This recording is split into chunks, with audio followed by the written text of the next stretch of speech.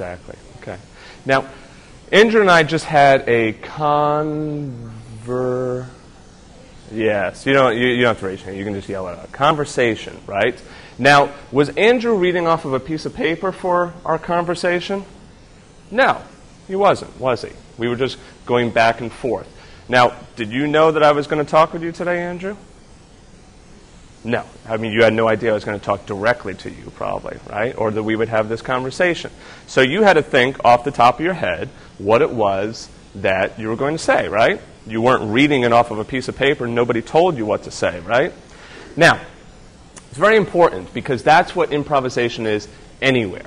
But now let's get back to what we were saying about if improvisation is just out of the clear blue sky or if it's something that you already know. What was Andrew using and I using in order to have that conversation?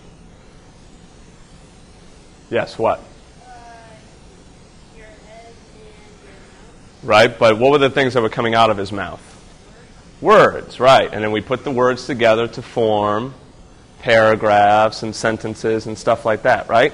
Now, I made up those words, right? Did I make up those words? I made up the word how and hello and how are you? Who made up the word how are you?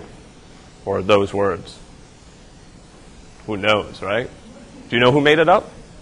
Because I'd like to know if you know. Right? So, we don't know who made up those words. Those words have been around for a long, long time, okay? But what we're doing is we're taking those words and on the spot, we're coming up with sentences and having a conversation. Now, that's important because improvisation is not this. It's not like you sit down and then it's like, okay, I'm ready. And then you just go all over the place. No, improvisation is that you've practiced things like words, okay? And we'll talk about that a little bit later. You practice things at your instrument. You practice them a lot, okay, to get good at it. But then you take these ideas and you put them together. So you might know, oh, I could do, oh, okay, I know that bass line, and then I know like some little, I know a little idea there, these scales and stuff, and I could start putting them together. Right? The point is that you're not going to make up all this stuff out of the clear blue sky.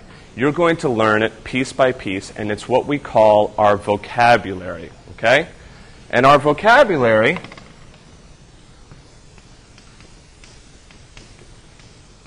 tell me if you can't read my writing. Do you all have to do vocabulary in school? No. Yes, and sentence structure and nouns and verbs and all that, right? But why do you think you have to do that? What's your name here? Carter. I have to like get right on top of you. Like my eyes are so bad I can't see. So Carter, do you think it's important to do vocabulary? Yeah. Because if you didn't, would we be able to have this conversation right now? No, you'd be like, blah, blah, ah, right? Okay? So vocabulary is very important, and vocabulary at the piano, or whatever instrument you play, is very important as well. Okay? So, improvisation is not making stuff up out of the clear blue sky. Okay? Improvisation is taking what it is that you know, no matter what it is, rhythms, just feelings, like, oh, I feel sad, and I'm going to translate that into the piano. Scales, fingerings, everything, chords, all right? And taking all this stuff, and at that particular moment, coming up with something, okay? So you're not creating it out of the clear blue sky. You're taking everything that you know and bringing it all together at that one moment to create music or add on to somebody else's music. Let's do a little game here. Give me like a movie scene, okay? So, for instance, a man on a horse on a dark night going through a field. That would be a scene. You give me a scene. Yes. In Austin Powers, when number 2 says, "Stop the evil, we can win. Truly, the best in the stop."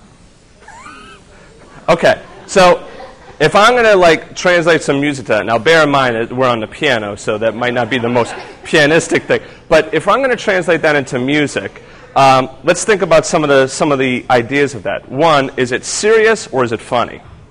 It's funny, but it kind of has this serious undertone to it, right? It's like trying to be serious, but it's not really serious. Okay? So we might do something that might be in, we say major or minor.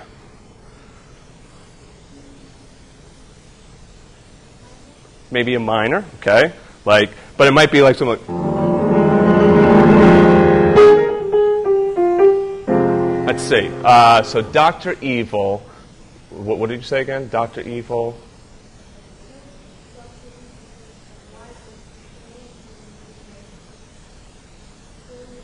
Oh.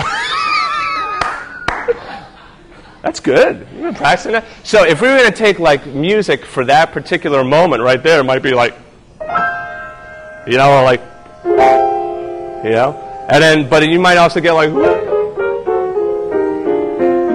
do something like funny with it as well. Okay, that would be like the perfect when we can make millions, and right? Okay, so we could take. When I'm thinking of that, I'm thinking, okay, I need to think of a piece of music that would go with that, you know, that whole thing.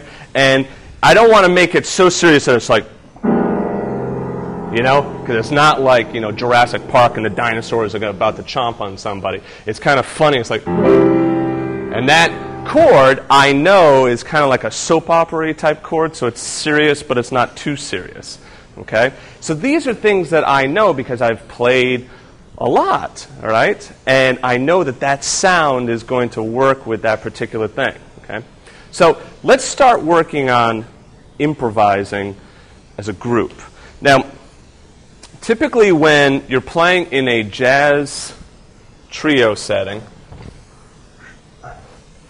you have piano, bass, and drums. Okay? That's what we're going to do today. We're going to break up into piano, bass, and drums. You guys are going to be the piano player. You guys are going to be the bass players. And you guys are going to be the drums. Okay? Now, we're going to